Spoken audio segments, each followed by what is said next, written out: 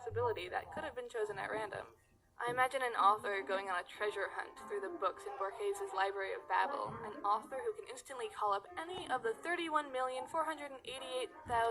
factorial books, one for each possible combination of the characters in a book 410 pages long. The author holds the first draft, a book of all blank spaces, and then throws it away and grabs one that contains just the first word.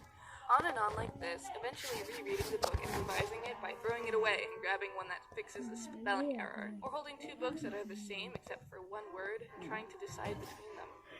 Finally, after sorting through mere millions out of the universe-dwarfing number of books in the library, the author is done, holding a dusty old volume that has always existed, but that no one else has ever paid any attention to, and says, "Hey everyone, I found a good one."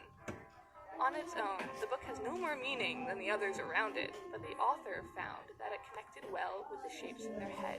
And since we aren't so very different, thinks you'll see basically the same constellations, even if some of the details are different. Really, creative people are just skilled at navigating an exponential tree of possibilities.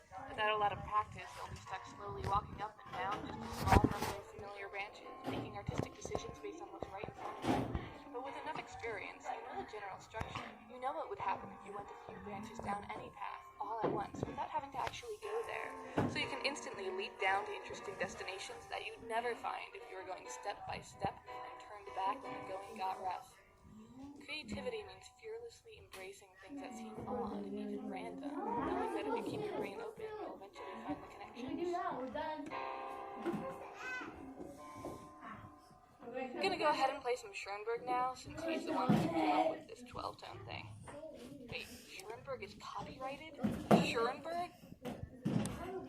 Writing. On the phone. Writing. Recording. Yes, I know. Schoenberg? He was born in 1874. Holy bird bowl! I just want to show people the first known example of an entirely new musical paradigm, and by new, I mean 100 years old. But if a century of cultural progress is difficult to access, no wonder most people don't already know about these things. Oh, I'm so angry. Use your anger. Use it in your art. Okay, bird bowl, let me just play you this avant-garde piano piece inspired by copyright law. Wow, you're right, Bird Bowl. Copyright law encourages innovation after all. Encore. One blind mouse has expensive lawyers and lobbyists who take advantage of a Congress that perfectly represents its people but being apathetic to everything that doesn't personally affect them, simply because like one companies who can single-handedly destroy our culture. And if all innovation and progress doesn't build on prior work, but hey, maybe humans are just born smarter now than we were thousands of years ago. Anyway, I'm programming my mouse relocating robot not to recognize your existence, greed-blinded little rat. I'm gonna go ahead and improvise some cheap imitation Schoenberg, since I gotta protect Schoenberg's intellectual property rights by doing his work in obscurity. I mean, if he came back as a zombie and was like, "My heart, why did you let people hear my music? That wasn't very nice," I would feel so guilty. Also, if zombie Schoenberg ever comes to get me, I've got my strategy down.